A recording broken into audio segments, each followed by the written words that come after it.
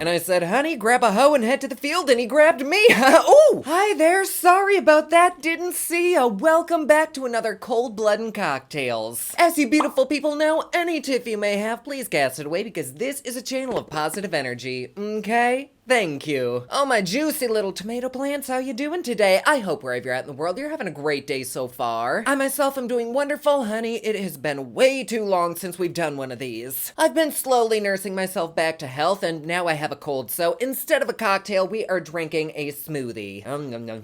There's berries, bananas, nut butter, probiotics, just everything in it. If I don't have the strength to knock down a house with one finger after this, I would be surprised. But I am just so happy to see you again. Thank you so much for being here. Today we have yet another twisted tale that I am so excited for. But before we dive into that, let's talk about today's sponsor. Today's video is brought to you by Amiro. If you know me, you'll know that I'm always in the market for good anti-aging products. There is nothing wrong with getting older. In fact, I encourage it, but it doesn't mean your skin has to look older. So when Amiro reached out and asked if I wanted to give their anti-aging device a try, you can bet your ass I said yes. I will admit I was a little bit scared because new things frighten me, but y'all, this device is amazing. I've been using it for months just to make sure that it's something that I want to recommend, and honey, I really do. Plus, it's a simple step before bed that kind of helps me relax. So in the morning, for like 5 minutes, I turn on the EMS firming and lifting mode and slide the device over my face that's moistened with serum. And in that 5 minutes, I'm helping reverse years of aging. Then at night, there's an RF smoothing and revitalizing setting so your skin can work while you sleep. And this device is small, but she's mighty. There's so much technology that I just don't understand, but it heats deep into the skin to stimulate collagen production. You know, the stuff that gives your skin strength and elasticity. And it's also giving your skin microcurrent therapy, which is just as fancy as it sounds, but it's basically strengthening and toning your muscles. And then there's this red infrared light that goes deep as hell into the skin to enhance elasticity, brighten, and improve circulation for a natural, more healthy glow. And one thing that I love about this device is the safety features, because this is some pretty powerful and amazing stuff, mama. The head has a thermal controller on it that checks the temperature of the skin 50 times a second so that whatever it's touching never exceeds 107 degrees Fahrenheit, which then guarantees you the maximum amount of collagen production. The device itself is very sturdy. It's made with surgical grade materials, and there's so many settings so you can customize exactly what you want. Easy breezy, right? Like I said, I've been using this for a few months and I saw results almost instantly. I definitely recommend giving Amiro a try no matter your age. It's never too soon to start an anti-aging regimen, and you're never too old to look younger. I mean, to be a kid again, that would be great, but still, this device is gonna help your skin look as young as you feel. Y'all, I promise I'm not blowing smoke up your ass. I only recommend products that I actually use. I will link you to this down below. You can see all the products that they have, plus there are reviews of this online with videos, and people love it. Big thanks to Amiro for sponsoring today's video. I can't wait to keep using this, and let me know down in the comments below if you love this as much as I do. So our tale today is an oldie, but yet another goodie. I kind of feel like that's becoming my shtick. I love these vintage cases. I think mostly because everyone involved is kind of gone and can't hunt me down. These old ones really get my noggin ticking, you know? Our story today begins in my home state of Michigan. Which way is it? I don't know if it's backwards for you, but we're going all the way in the thumb in a little town called Ubley. It was the early 1900s, and a doctor named Robert McGregor and his wife rolled into the sleepy little neighborhood. I don't know if you've been to Ubley, but even its name sounds small, and it is a very tiny town, so not much happening here. Especially over 100 years ago, like this town was the size of a circus peanut. But this Canadian-born man had just purchased the practice from a retired doctor, and instantly the community loved him like he were made of fucking Oreos. And not only was McGregor also McDreamy, but he actually cared about his patients. Oh, we love a good sexy doctor moment, don't we? Never was a lady's cheek unblushed when they were in his office, and I can bet you a few of the men didn't mind their prostate exams either. Oh, he was handsome with the bod of a Greek god, and he really didn't care if you were lower class or upper class. He treated you with the same kindness, so like, how sweet, right? That's how it should be, damn it. And if you couldn't quite pay your bill, he wouldn't pester you about it. Like, he'd do his services in exchange for baked goods or fresh vegetables. Like, this dude sounds really freaking nice, right? He had a reputation for being a stand-up guy, but also got to enjoy the perks of being upper class himself. He'd have a drink with the average Joe Schmoes at the bar, make house calls to the poor, but still attend parties of the elite and never break his good doctor character. Hold on, the light behind me is bugging me. I have to move it. There we go, that's a little bit better. But one can't help but wonder if a particular house call hadn't happened if his whole life would have been different. It was just an average day in 1909. Robert was riding his horse and buggy to a young Miss Carrie Sterling's farm. She developed nasty, crusty eyes, and they were annoying the shit out of her. I get annoyed when there's little bogeys in them. I couldn't imagine crust. He walked in and was like, "Why are you naked? I'm here to check your eyes." Kidding, but he did do a routine physical on her and couldn't find much wrong with her, so he administered some eye drops and went on his merry way. He was like, "I'll be back next week to check up on you. Just rest that pretty little face of yours, okay?" And like he said, he was back at her and her husband's dairy farm a week later. And after a very close and private 25-minute examination behind a locked bedroom door, Robert put a few more eye drops in Carrie's eyes and swaggered back out to his buggy. Ooh.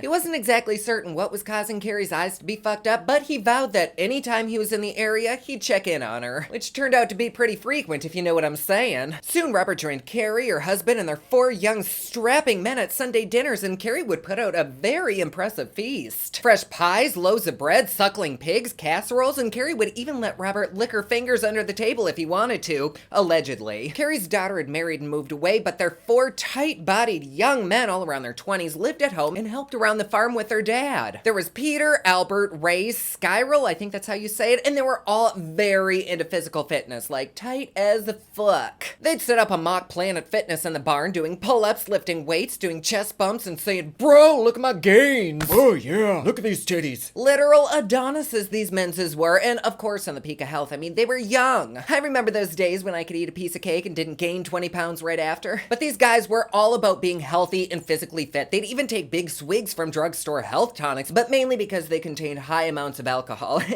Not enough to get them drunk, but I mean, it's more fun to pull a cucumber when you're tipsy. And that's not even a euphemism. Or maybe it is. But really, if they were busting their asses on the farm all day, they deserved a cocktail, damn it. Speaking of, cheers. One spring day, Carrie's muscle man of a husband, John, was working the field. Normally, he could move like Richard Simmons on crack, but suddenly his stomach hurt so bad he was just doubled over in pain. So John's son Peter rode his horse at full speed to beckon Robert, and he was diagnosed with a fatal kidney ailment. And Robert knew John needed way more help than what he could offer, so he was like, "Dude, go to the hospital." But before John could get there, he died. Everyone was shocked, and the whole community showed up to his funeral, and he was buried right next to their infant son that had died like 15 years prior. At the funeral, John's uncle, who also happened to be named John, was just spouting off conspiracies saying, "This is bullshit. How could a healthy man just up and die?" We all have a conspiracy uncle. Every family has at least one. But everyone's like, "Shut the fuck up, Uncle John. Like, go drink a beer, eat some taffy, and sit in the corner." This whole conspiracy bullshit was kind of the usual for Uncle John, and the entire town had made a habit of tuning him out. With Papa John gone, though, now the entire farm was left to the boys to tend. That's a lot of fucking work, like shit. I could never be a farm boy, could you just imagine? Dirt under my nails, like fuck that. And with Carrie being so grief-stricken and not knowing jack shit about finances, Dr. Robert jumped in to help. Each week, sometimes every other day, he'd faithfully come in to put drops in Carrie's eyes, and according to the neighbors, her eyes weren't getting worse, but they definitely weren't getting better. On these trips over to her house, he'd encourage Carrie to take out life insurance policies on her children, which, can we get a suspicious shot for that? But I guess he did kind of have good reason. Carrie was like, "They're healthy as hell, why would they up and die?" And Robert said, "Well, so was John, and look how that ended up." She's like, "Yeah, I guess good point." So Robert gave the boys physicals, tickled their testes, had them turn their heads and cough, and sent them to go get life insurance. They were in the best of health, so of course they were accepted, and because Robert was her finance guy, Carrie didn't really think twice about it. She put herself as the sole beneficiary for the policies, and life went on. A few months later, Robert and his wife were having dinner with their friend and prosecutor, Zen, and we're talking about Carrie's boys. They all seemed to be healthy as horses, except the oldest was moving a little bit slower lately. Honey, I know how that feels. Once you hit 30, everything is a bit slower. Except he was only 25. He was 6 feet tall, 200 pounds of pure muscle, and could lift bags of feed like they were matchsticks. Betcha he's a fun time, am I right?